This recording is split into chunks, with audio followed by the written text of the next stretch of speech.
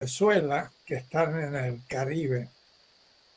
Y en esa ciudad de Mendoza hay una escuela de bellas artes muy buena de la universidad, con grandes maestros que se encuentran en sus páginas en la internet y con algún maestro grabador, Víctor Deleuze, que es un belga que se instaló en Mendoza de nivel mundial, un hombre de grabado muy grande.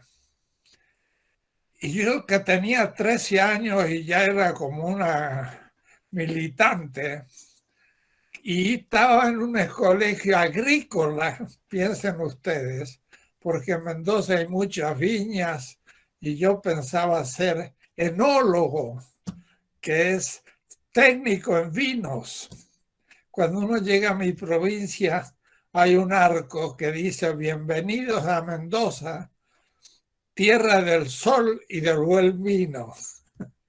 Entonces yo pensaba ser enólogo, pero en la propia, comenzando la escuela secundaria, me inscribí en la Escuela Bellas Artes, porque a los 6 o 7 años había en esta ciudad un tranvía los domingos que recogía a los niños con maestros de Bellas Artes, y yo tenía una acuarela con 50 colores y yo iba a pintar un parque muy hermoso en la montaña con árboles y amarillos en otoño y verde en verano, nieve en el invierno y las montañas al fondo. Y entonces los domingos unos 30 o 40 niños nos sentábamos en el pasto y pintábamos. Y yo entonces decía, voy a ser también un pintor. Y en el colegio me sacaba 10 en dibujo. Y entonces a los 13 años entré a la Escuela de Bellas Artes, que estaba abierto antes del bachillerato, y estuve hasta 18 años que entré a la Facultad de Filosofía. Y como había pensado ser pintor profesional, no quise ser un pintor amateur y no agarré más un pincel en mi vida. Y entonces me puse a estudiar filosofía. Y nunca más volví a la estética. Tenía yo 18 años, estoy hablando de 1953, hace casi 70 y tantos años. Pero al fin de mi vida ahora he vuelto a la estética y estoy escribiendo en estética gracias a unos compañeros chilenos que hace 2 años me invitaron en Santiago de Chile a la Escuela también de Bellas Artes, y ahí expuse un tema que está publicado en un librito que acaba de publicarse en el 2000, a ver, para no equivocarme, en el 2020, y el último de los 7 ensayos, porque el libro se llama 7 ensayos de filosofía de la liberación hacia una fundamentación del giro decolonial. Y el séptimo de los trabajos se llama Crítica, 7 hipótesis para una estética de la liberación. Fue una conferencia que di en Santiago en el 20, el año pasado, antes de la pandemia. Las di en el 19, pero se publicó el año pasado. Y de ahí me metí de cabeza a la estética y he dado como 6 cursos en la universidad y estoy, diríamos, en una etapa estética de mi vida. Así que he vuelto a mi niñez, a mi vocación frustrada de artista, para plantear el tema de la belleza. Y estoy escribiendo, ya voy por la página 180, un libro pequeño, van a ser 200 páginas, que se va a publicar en el Fondo de Cultura Económica, la más grande editorial en México, que se va a llamar Estética de la Liberación, por una recuperación liberadora de la belleza. Y entonces estoy ahora muy metido en la estética. Y entonces no voy a repetir, sino que voy a decirle cosas para mí nuevas. Y entonces me agradaría mucho las críticas que ustedes hagan en lo que estoy ahora avanzando. Y he dado ya 4 semestres en la universidad sobre estética de la liberación, que es la estética decolonial, es la estética intercultural y la estética militante, crítica.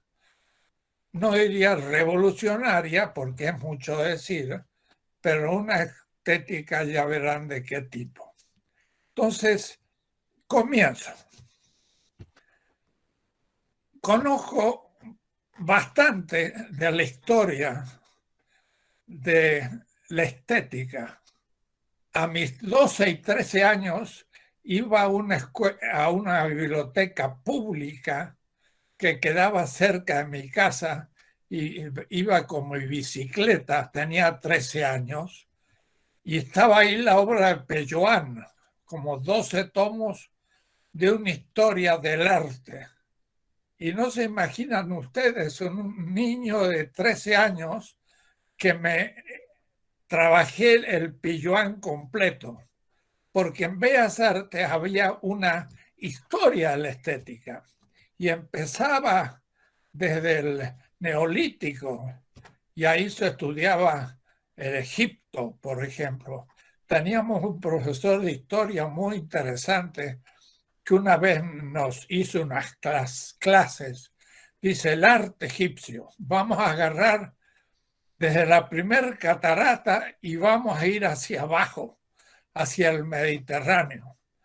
Y lo hizo de tal manera impresionante que lo viví, porque mostraba diapositivas de las grandes esfinges, las pirámides, las construcciones egipcias del Camino del Nilo, antes de que hicieran la represa de Asuán, que todavía el Nilo era el Nilo.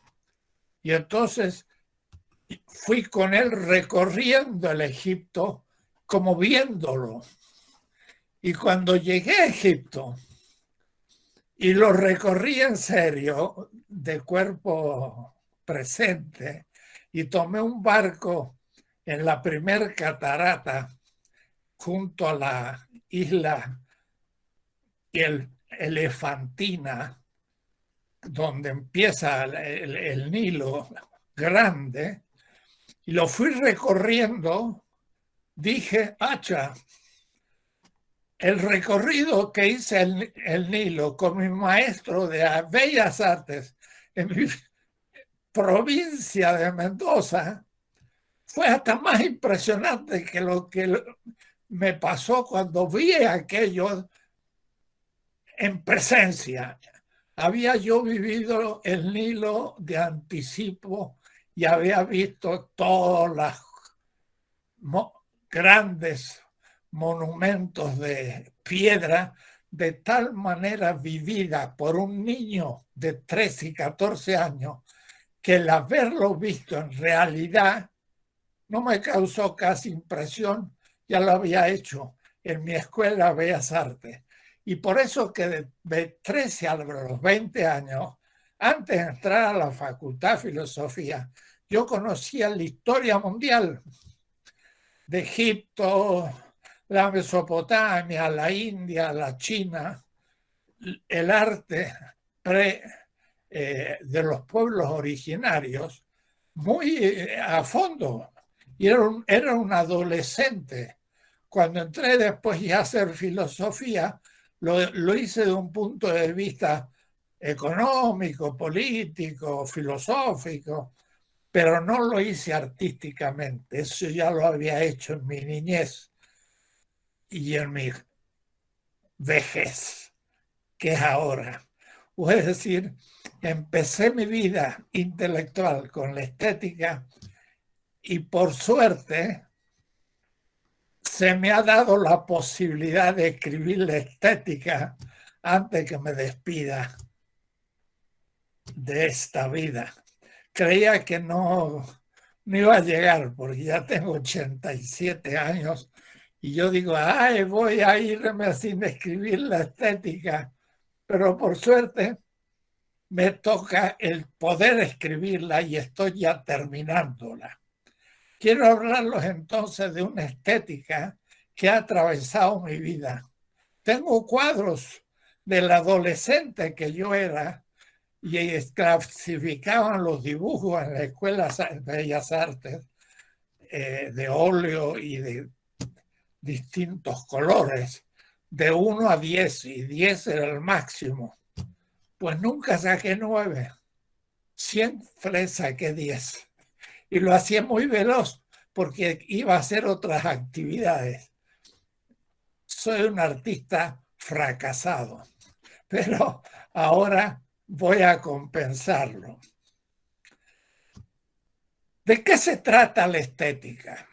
De la belleza. ¿Y qué es la belleza? Mire, desde Platón, Aristóteles, Tomás de Aquino, el resplandor de la forma, dice Tomás de Aquino, y luego los modernos, los empiristas que trabajan el gusto, qué significa el gusto y cómo funciona, y luego Kant en la crítica del juicio hace su estética, pero como un principio de finalidad. Y luego Hegel tiene una enorme filosofía de la estética que dictó 5 veces Hegel de manera muy precisa y tiene unos 600 páginas la obra de Hegel y le he dado en un curso y está grabado y di 20 clases siguiendo una por una las páginas de las clases que dio Hegel en 5 ocasiones, desde Heidelberg hasta Berlín, cuando murió.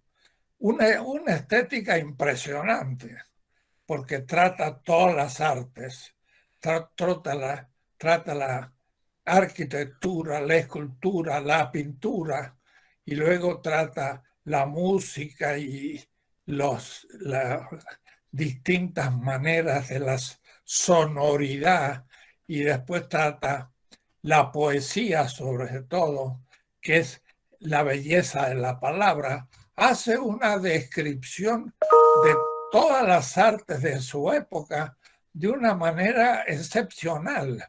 No conozco ningún clásico que haya trabajado como Hegel, pero es completamente idealista.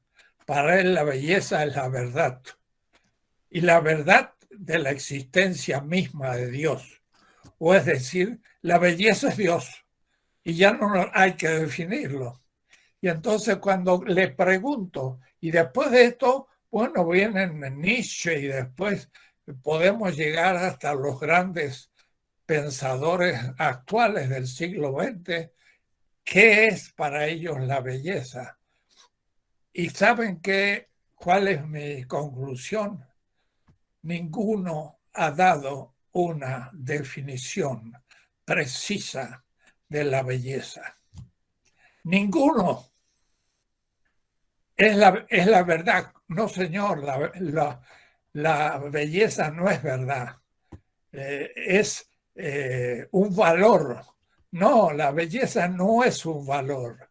Y todas las definiciones que se dan son parciales. En México tenemos un gran marxista que yo quiero mucho y venero, Sánchez Vázquez, que tiene mucho sobre estética marxista, pero nunca se anima a dar una definición. Y lo que hace es describir las definiciones dadas de belleza.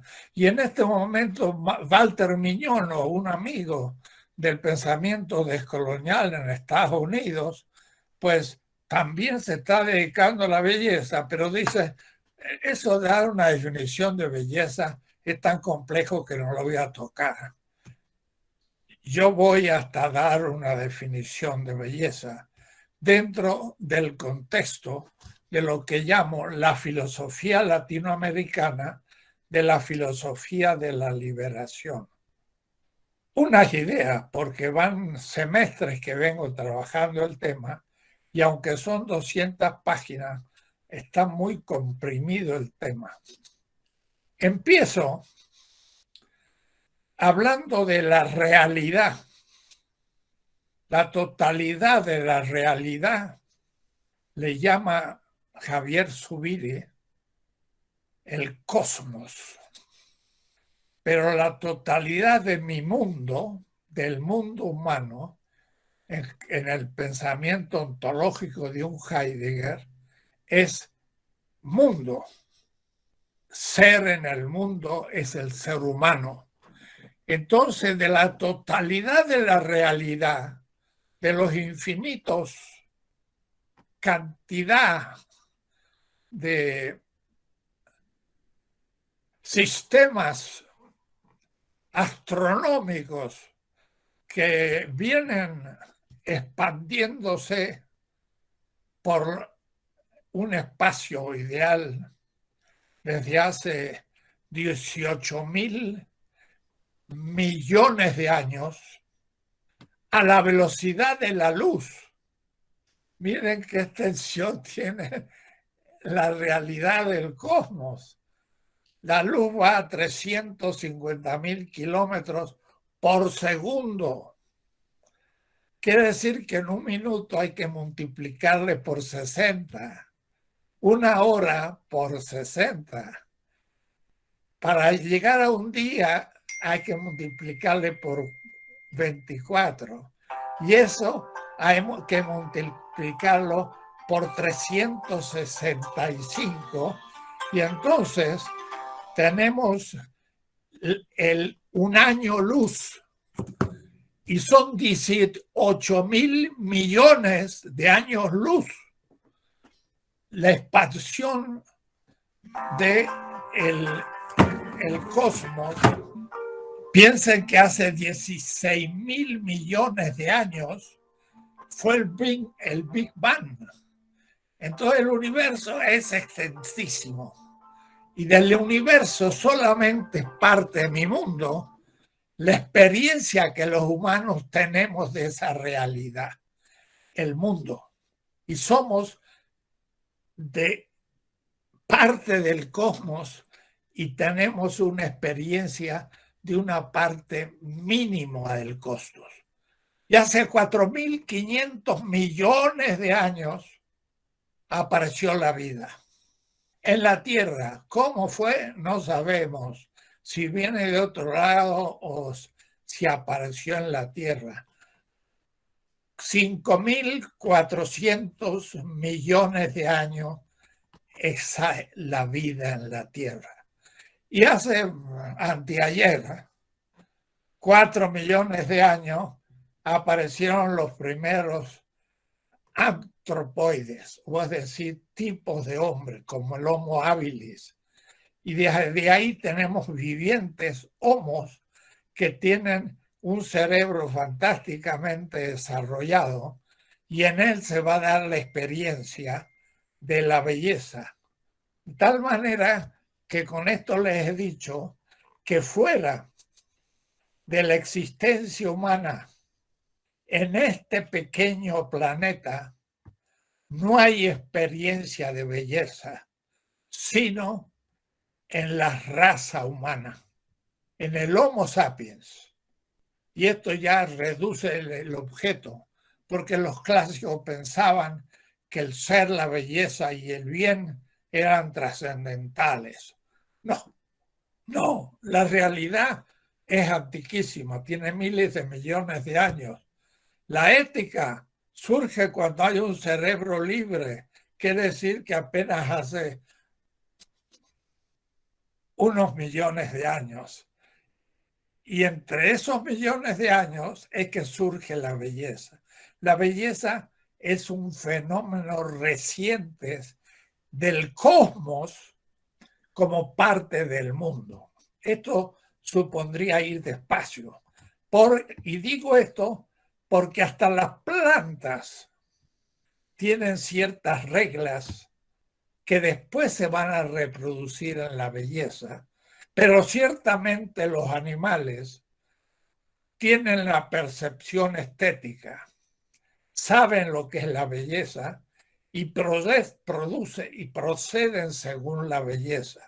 Lo muestra Darwin, que da el ejemplo del pavo real.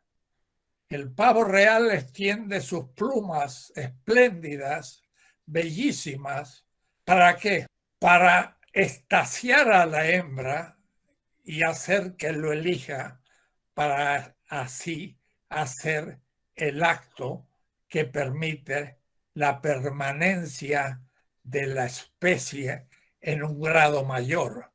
Cuando más bello es el pavo, más rápido la hembra lo elige y la belleza es un medio de la evolución de la vida.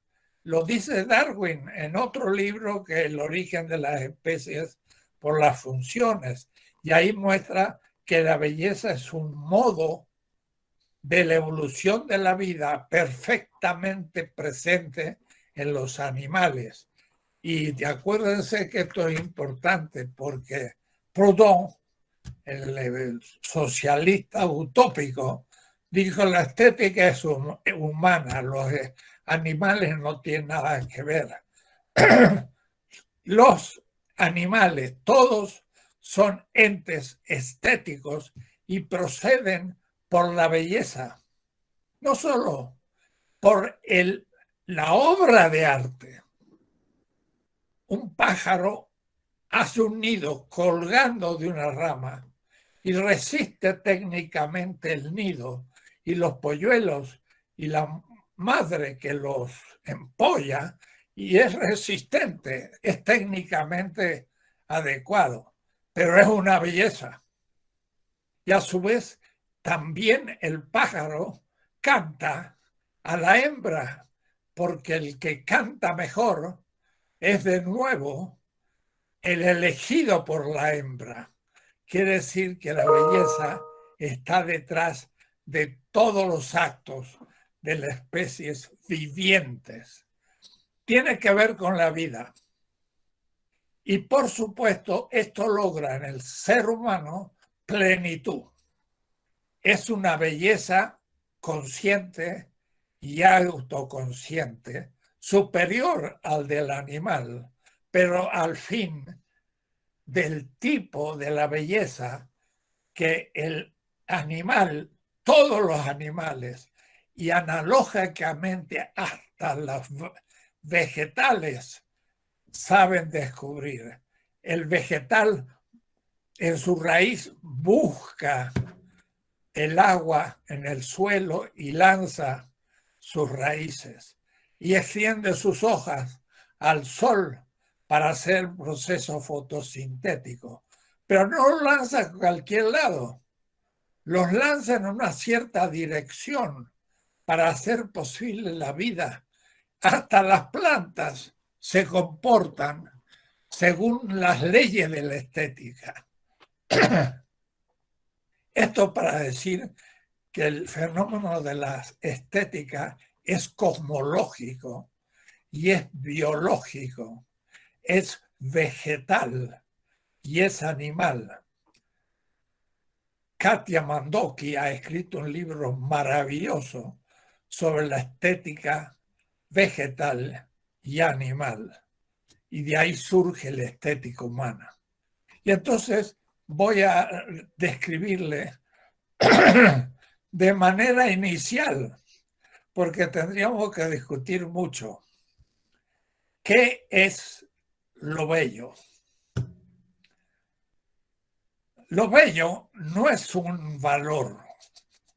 Nikolai Hartmann, un teórico que trabaja todos los tipos de valores, valor económico, valor político, valor intelectual, pone el valor estético y hace un tomo de 400 páginas, un gran teórico metafísico alemán, y habla del valor estético. Una cosa es cosa, pero además tiene un valor estético. Y si no tiene el valor estético, es feo y no es estético. Falso. La estética no es un valor. ¿Qué es? Lo voy a intentar de explicar rápidamente. Es un hallazgo. Es un hallazgo a ser destruido. Pero no he leído eso en ningún autor. En ningún autor de la historia de la filosofía. Así que me animo un poquito a proponerles una novedad. En la filosofía de la liberación, una estética de la liberación. ¿Qué es la belleza? Es un término de una relación dialéctica. Un término y otro término de una relación. Es el cuarto de las categorías de Aristóteles, la relación. Una relación tiene 4 términos.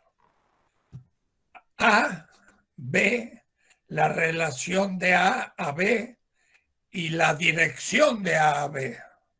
Un término, 2 términos, 3 momentos, la relación, 4 la dirección. 4 momentos. Hay que saber lo que es una relación para saber lo que es la belleza.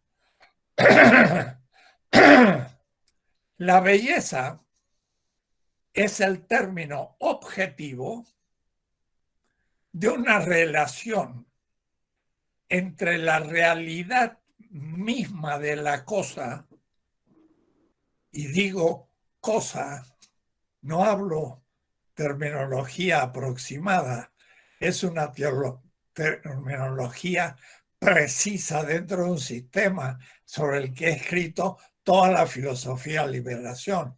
Esto es un capítulo final de la filosofía de la liberación que suponen los otros que no puedo explicar ahora.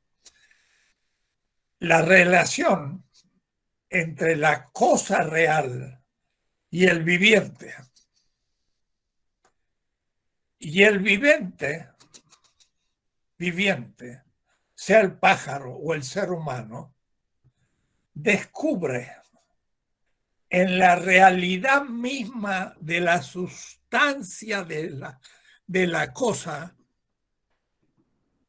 que es fuente de mi vida. He dado la definición de belleza, pero hay que empezar a entender lo que he dicho. He dicho, se capta lo real como la fuente de mi vida y por eso es bello. ¿Y dónde esto se descubre? Hasta en los términos. Debo decirle, en el primer tipo de belleza, la belleza fundamental, la belleza que define todos los otros niveles de belleza, esa belleza fundamental, miren cuál es: el comer. El comer, hay un solo órgano en el cuerpo humano que tiene un órgano para gustar. Y decimos Me gusta el chocolate, que lo descubrieron los aztecas con el cacao. Me gusta el cuadro. Usa la palabra misma de me gusta. Me gusta el Partenón. Y me gusta esta pintura. Pero ¿qué es lo primero que no es metáfora, sino lo que está denominando la cosa misma sin metáfora? Es agarro un pedazo de chocolate, no su valor, sino su sustancia de chocolate, lo pongo en mi boca y al masticarlo y pasar por la parte posterior de la lengua, las papilas gustativas prueban el chocolate. Uso la palabra probar en un sentido estricto. Lo demás son metáforas. Pruebo la novena sinfonía de Beethoven en el canto de la alegría, que de paso los escuchó a los campesinos alemanes festejar popularmente la cosecha. Eso lo veremos después.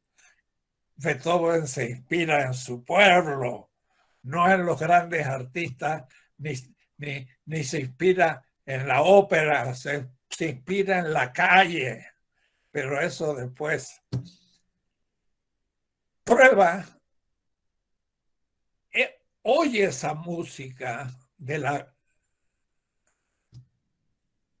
fin de la novena sinfonía, el canto a la alegría. Y decimos, está muy bello. ¿Cómo sabes? Porque me gusta. ¿Y por qué usas la palabra gustar? Si no es, los oídos no tienen papilas gustativas. Los únicos que tienen papilas gustativas son lo que está atrás de la lengua. Cuando como, se dan cuenta lo que significa denominar a alguien algo denominadamente y lo que se llama connotativamente por una semejanza. Me encanta la novena sinfonía, pero porque primero digo me encanta el chocolate. Y el niño, cuando le doy un pedazo de chocolate, le gusta. ¿Qué es el gusto? Kant dice, no hay reglas. ¿Cómo no hay reglas? Claro que hay reglas. Pero el señor Kant era un individualista, idealista, alemán además, y que había hecho una estética eurocéntrica y aristocrática y describe todo desde un teatro, pero no desde la calle, porque en la calle la gente lo que hace es gustar un chocolate. Y gustar un chocolate es decir, el chocolate está rico. Es otra manera de decir el chocolate es bello. La palabra rico es bello. ¿Y por qué es bello? Porque me gusta. ¿Y por qué te gusta? Y ahí viene la respuesta. Porque repone la materia y la energía que mi vida consume para poder vivir. Tenía hambre y estaba a riesgo de muerte. Si no comía, me moría de hambre.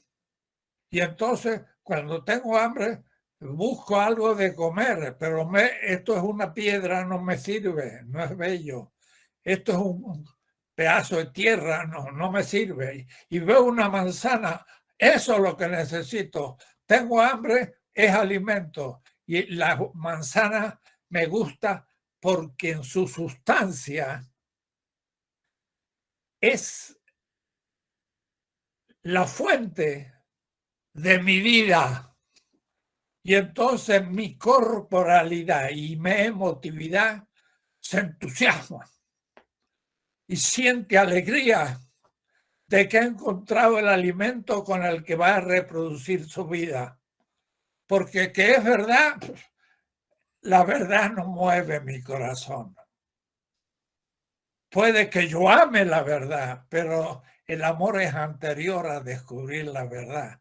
La estética está antes que la ciencia y antes que la justicia, porque me tiene que gustar la ciencia y gustar hacer el acto justo. ¿Y qué significa gustar? Poder reproducir mi vida y continuar viviendo. Miren lo que es la belleza. Es descubrir en la sustancia, no como valor, de la cosa real,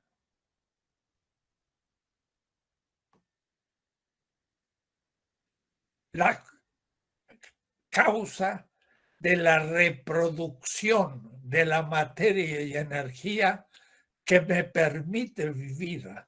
Esa es la definición fundamental que se da al nivel del comer y de un arte que se llama gastronomía, que por supuesto es un arte secundario y es popular, porque la que sabe sobre cocina es mi abuela y no la escuela, y yo no le doy ninguna importancia. Además, es la mujer la que lo hace y el machismo lo desprecia.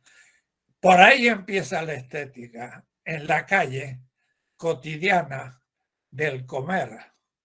Pero el comer, no solo, el guardar la temperatura del cuerpo, y entonces es el vestido. El vestido como protección de la calor me agrada.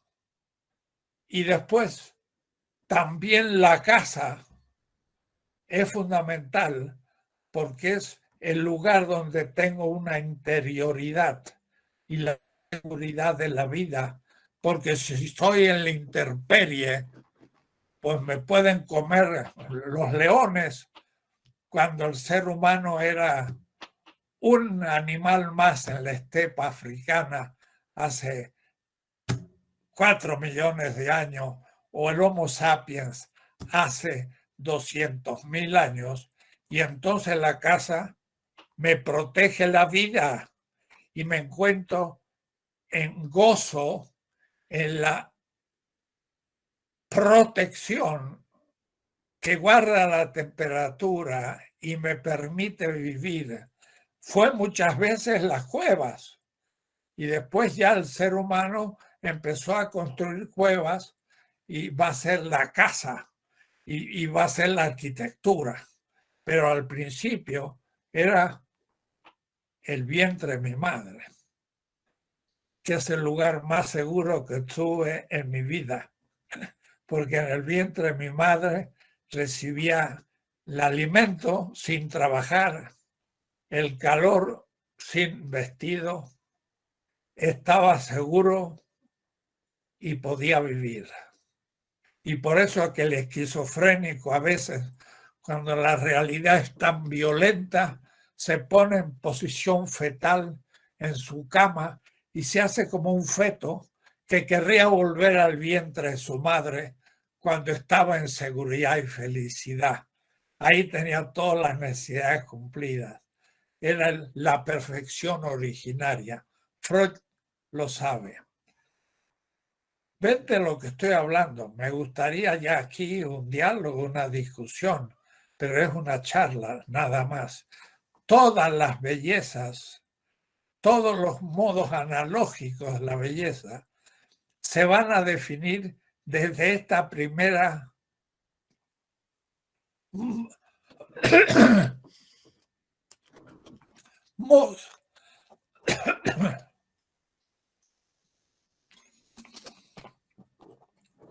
esta primera mostración, que es la belleza como lo que es captado como origen de mi vida. y que me permite vivir. El asunto después es ir mostrando todos los aspectos de este modo de encarar la realidad que tiene 18.000 millones de años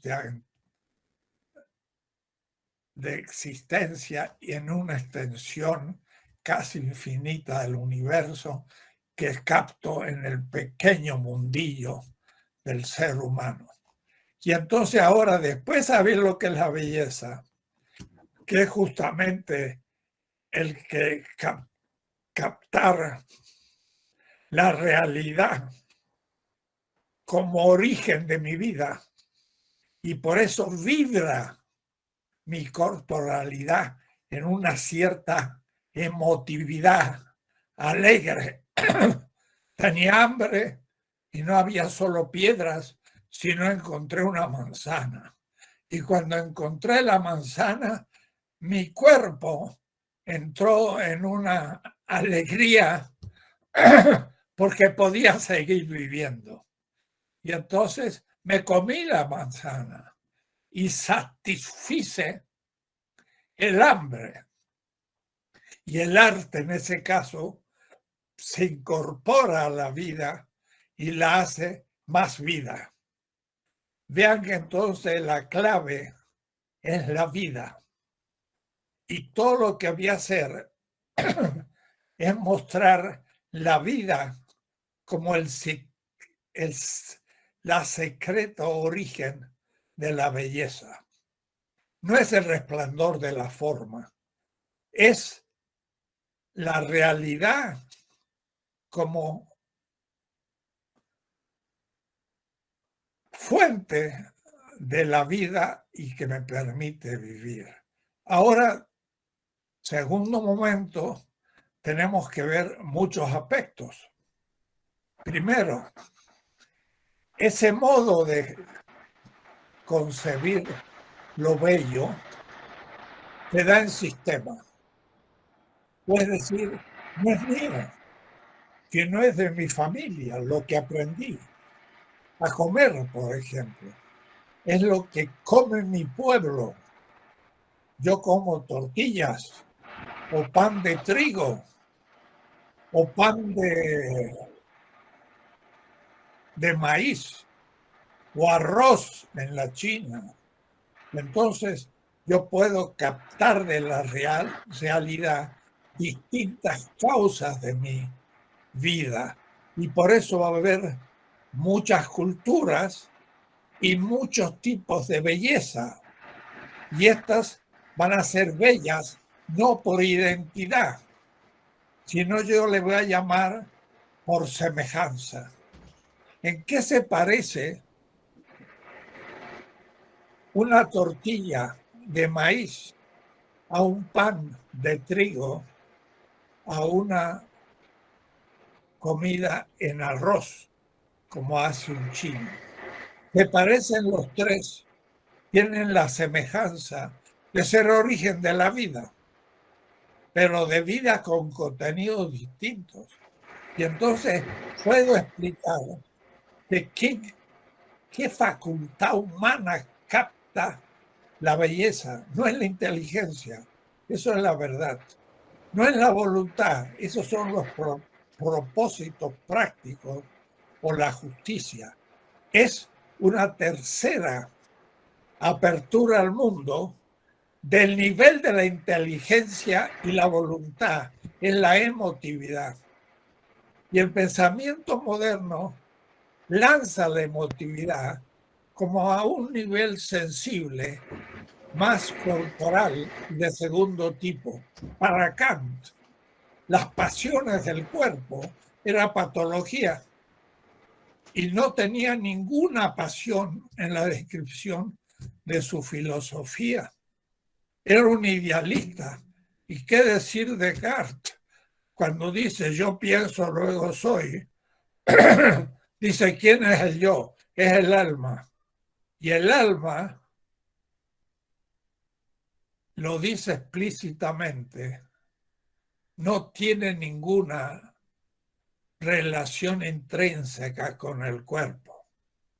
Y por eso, para Descartes, el problema es cómo ligar el alma espiritual al cuerpo material. Lo va a hacer por unos espíritus animales, al que yo le preguntaría a Descartes, y la parte espiritual y material de ese bichito tan pequeño que tenemos en el sistema de circulación de la sangre, ¿cómo se une entre ellos? Y no lo puedo explicar, porque es dualista.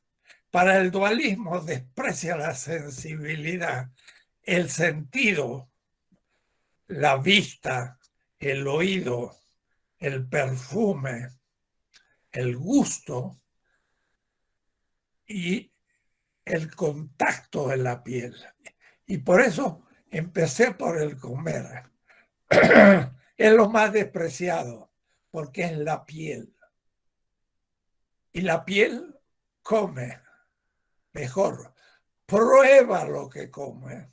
Y miren, cuando digo prueba, digo algo muy complejo, porque la papila gustativa toca el chocolate, la sustancia del chocolate, no un valor del chocolate. Y ese sustancia del chocolate es probado por la papila gustativa. ¿Qué significa probar? Lo prueba, lo manosea, le da vuelta, ve de qué se trata y al fin dice, es alimenticio.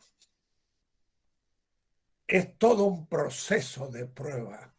Cuidado, fundamental, porque si me equivoco entre un buen chocolate y un veneno, me como el veneno y me muero.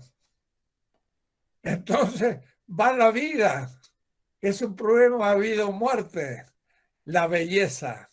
La belleza tiene que ver con la voluntad y la vida, y la muerte tiene que ver con lo necrofílico, con el amor a la muerte. Lo feo es un cadáver humano pudriéndose, porque justamente nos habla de un ser humano maltratado como una basura. Si muere, pero como un faraón, y se lo ha acondicionado, se lo ha tratado como un ser humano, y entonces tiene una muerte y una celebración y una memoria humana. Y ahí viene el arte a sublimar la muerte. Podríamos quedarnos hablando un semestre o dos, ya los he dedicado sobre esto, porque ya he dicho lo esencial. Pero el ser humano tiene distintas aperturas al mundo. Y las aperturas son las maneras como la realidad impacta la subjetividad humana y se constituye como una representación o se reproduce de alguna manera en el cerebro. Entonces, yo escucho el canto de un pájaro y cambia los tonos y digo, qué bello canto. Y vean que no es simplemente que el pájaro puede captar la belleza, puede además hacer una obra de arte, porque cantar es hacer una obra, es decir, es un artista, no simplemente alguien que considera lo bello. El pájaro aprende a cantar y mejora el canto. La ballena se lanza discursos de horas y ninguno de los discursos de las ballenas es igual al otro, lo va variando. y hay una otra ballena a kilómetros que lo escucha y lo interpreta y sabe que esa ballena está alegre y que ha encontrado comida y que los convoca a que vengan por ahí porque la van a pasar bien. O al contrario, le está contando que hay peligro, que no hay que comer y por lo tanto que no vengan. O es decir, se está comunicando y el canto de la ballena no es solamente un acto estético, sino que es un artefacto. Hace una obra de arte. Y entonces tenemos tantos tipos de arte como aperturas a la realidad. ¿Y cómo nos abrimos a la realidad? Y, por ejemplo, por los ojos. Veo. Y ver no es lo mismo que oír. Son distintas aperturas. Una cosa es ver. Y entonces la vista funciona gracias a la luz. Y entonces puede detectar la diferencia de la realidad. Y gracias a que diferencia la realidad, puede manejar la realidad y reproducir su vida. Entonces, la vista es un campo de la estética, cuyos instrumentos son el dibujo, el contorno de las cosas y el color. Y esto se da de muy manera distinta en la realidad de las cosas. Y el ser humano puede tomar el límite de su corporalidad en la visión y reproducirla en el cerebro primero, pero luego objetivarlo sobre el papel. Y entonces es un dibujo estético. Y eso es una apertura posible, la pintura. Pero hay muchos tipos de pintura. Hay grafitis, hay frescos, hay óleos, hay dibujos con tinta sobre papel como los chinos, que descubrieron papel muchos años que el occidente, allá por el siglo III, los chinos, y cuando en Europa no había papel, y luego descubren la imprenta y después descubren el imprimir moneda y pagan con papel moneda los chinos en el siglo VIII, 1000 años antes que Europa. Lo que pasa en China no es un milagro, es que ha vuelto nomás la inventiva china a su mejor etapa y supera a Estados Unidos en este momento.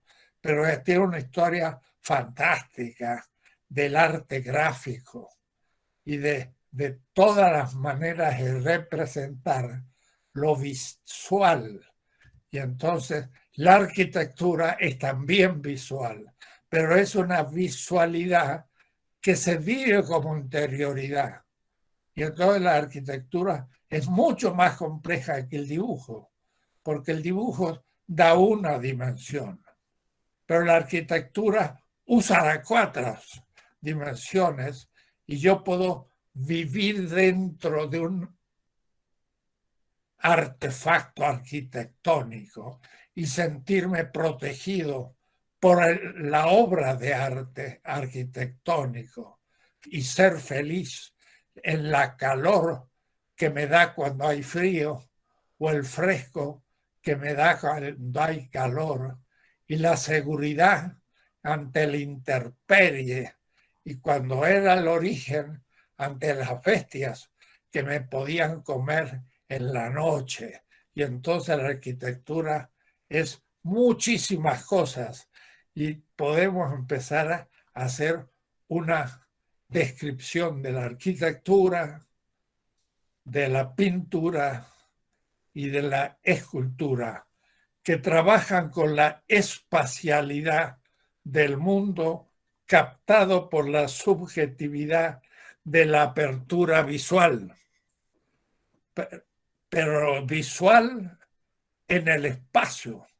Y entonces hay que saber lo que significa la espacialidad para ver la manera como el ser humano capta lo espacial, lo reproduce en su cerebro y a su vez hace obras para mejorar la espacialidad que vive en la vida cotidiana. Bueno, y eso es un capítulo, y Hegel mismo lo trata mal, pero ya lo trata, y yo lo trato en todo un capítulo, porque puedo hablar entonces de la historia de la arquitectura, de los sistemas arquitectónicos, de los grandes sistemas aristocráticos, de los reyes en la China, de los pashas y de las autoridades islámicas, o de los faraones en Egipto, o de los burgueses y los ricos en nuestra sociedad que tienen palacios. Y entonces, de pronto, la arquitectura entra a ser atravesada por la totalidad cultural, sociológica, económica, porque cuestan hacer casas, y al mismo tiempo racial. Y, más importante, tipos de cultura que privilegian un tipo de belleza, que imponen a los otros sistemas como la belleza hegemónica. Y entonces una muchacha querría ser estilizada como una danesa y de pelos rubios y de ojos azules, porque es lo superior de las razas y es lo más bello. Y en cambio, si mi corporalidad es más pequeña, más gorda, mis cabellos son negros y ondulados, mis ojos también negros, mi nariz más abultada porque vengo del desierto, mis labios más voluminosos y al mismo tiempo más no solamente voluminoso, sino voluptuoso, la considera la belleza madre y los demás las bellezas colonizadas. Y ahí viene el tema de la descolonización de la belleza. Darle valor a una negra del África y decir que es tan bella como una escandinava, porque son dos maneras analógicas de belleza femenina, y esto en todos los aspectos. Y entonces ya podemos empezar a ver sistemas que se imponen de belleza y hay una dominación de la belleza y una colonización de la belleza y una descolonización de la belleza cuando se ama la propia belleza. Y también más allá del racismo en la belleza y una cantidad de cosas. Eso es la belleza vista. Pero en la belleza oída, eso es la música. Ya no es el espacio. Ahora es la melodía en el tiempo. Y ya no es la sombra, el dibujo y el color. Ahí no, en la música no interesa el dibujo, ni el color, ni la luz. Interesa el tono, interesa el sonido. Miren el gran italiano barítono ciego, cómo suple el ser ciego con unas tonalidades de su voz que se hace mucho más profundo, porque entonces su sistema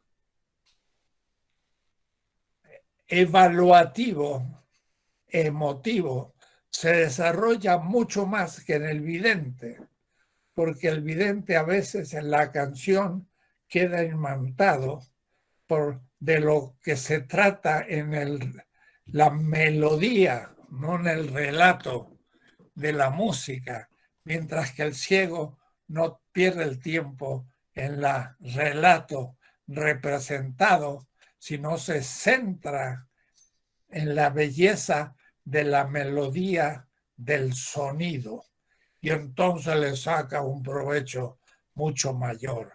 Y el cantor ciego logra matices de gran profundidad, pero es la música que puede ser una quena de las montañas, o en Rumania también hay una especie de quena, y puede ser una orquesta que tiene un instrumental de muchos instrumentos que la tecnología ha ido desarrollando.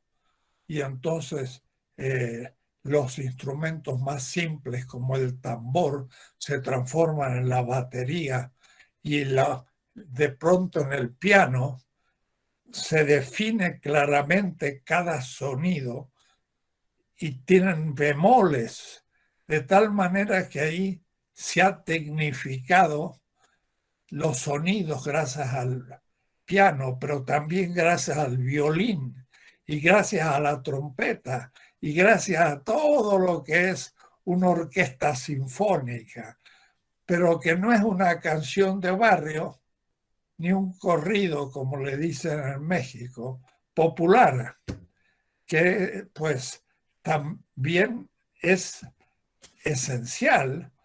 Y miren, hoy la juventud del mundo no sigue a Beethoven, sigue el simple ritmo de la música africana. Yo he estado en Mazamba, en el este del África, en un pequeño local de 30 metros por 10. Era una iglesia. Y estaba así con 300 personas en una celebración religiosa. Y cuando se puso a cantar esa gente en la celebración religiosa, se me pararon los pelos. Nunca había escuchado un coro tan fenomenal. Tres voces y y el tambor. Era una música celestial. Africanos 100%, ni un blanco. El único que era yo como turista. Y dije, qué bárbaro estos africanos. Cómo dominan la canción. Cómo dominan el ritmo. Cómo mueven su cuerpo al ritmo del tambor. Todas las otras razas, las asiáticas, las del Medio Oriente y nuestros indígenas, no sabemos lo que es el cuerpo. Cuando vemos cómo danza un africano en África, uno dice, ¡ah! Eso es el cuerpo humano. Nunca lo había visto. Nunca lo había visto. Había visto yo un pedazo de madera que no sabe moverse. Somos nosotros. Pero esos caminan como si fueran danza y mueven la cadera de una manera maravillosa. Y eso hace, miren lo notable, los africanos no tienen arte.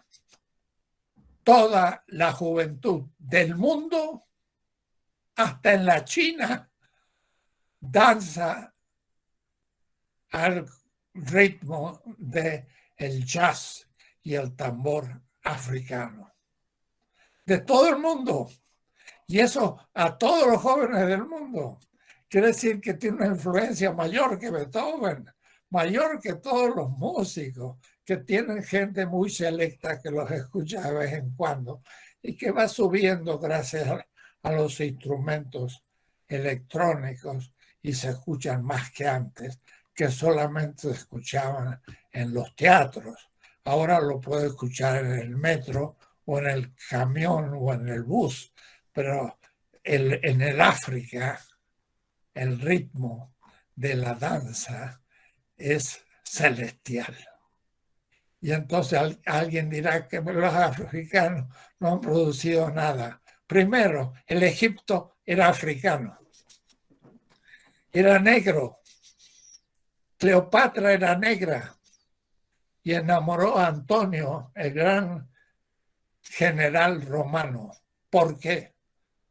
Porque con sus perfumes y con sus cremas y con su belleza, Antonio se puso de rodillas ante Cleopatra, una mujer negra, pero reina, faraona. Y entonces también el racismo tiene que ver con el arte. Entonces, la arquitectura y la apertura visual, la escultura y la presencia del pasado como recuerdo, la pintura como complemento de la arquitectura, trae parte de la realidad a todos los hogares, porque hay que colgarlo en una pared. Usted no lo puede poner en la calle, pero puede poner en la calle a un friso bizantino que está hecho con cerámica y que resiste siglos de lluvia y de mal clima, como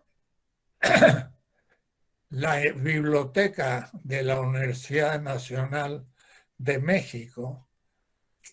La biblioteca, que es un cubo, lo hace un gran pintor, O'Gorman, del equipo de Rivera y de Siqueiros y de otros pintores, pero que pintan no cuadros, pintan fresco.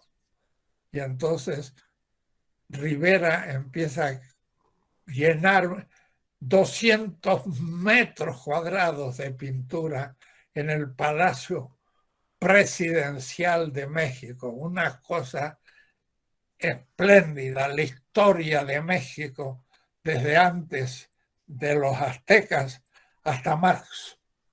Y ahí está hecha la historia de México, pero con una forma cubista, pero cubista mexicano. Todo lo que él pinta es cubista. Todos los campesinos e indígenas tienen sus manos, sus piernas, sus sombreros cubistas, pero usted ve a un mexicano y entonces puede ser cubista y costumbrista al mismo tiempo. Es la pintura, es algo tremendo y es también nuestra y tiene que liberarse. Y así puedo ir por los artes que me quedan, porque no he tocado la literatura, que es la belleza del uso del lenguaje por el cual nos comunicamos. Y entonces no es lo mismo usar una palabra que otra, y no es lo mismo crear un relato que es mitopoyético, que no es la realidad, sino que es una realidad creada. Pero cuando uno empieza a leer García Márquez, abandona la cotidianidad y pasa a un mundo trascendental.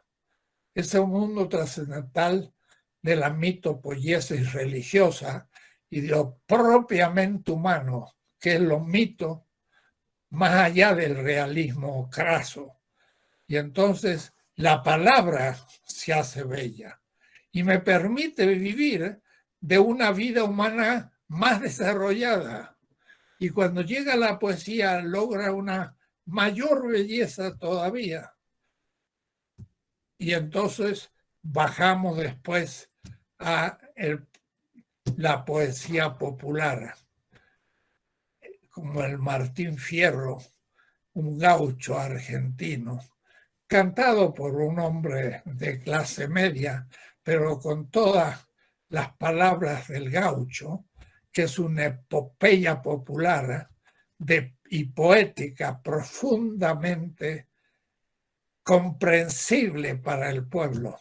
Entonces, a mí me interesa mucho en la estética hablar del el arte de la aristocracia y las clases dominantes, pero siempre al fin llego al nivel popular y coloco al nivel popular como lo que debe guiar para juzgar una época y una cultura. Hay que liberar la belleza oculta de nuestro pueblo. Estoy mirando qué tal el tiempo. Pues ya llevo más de una hora.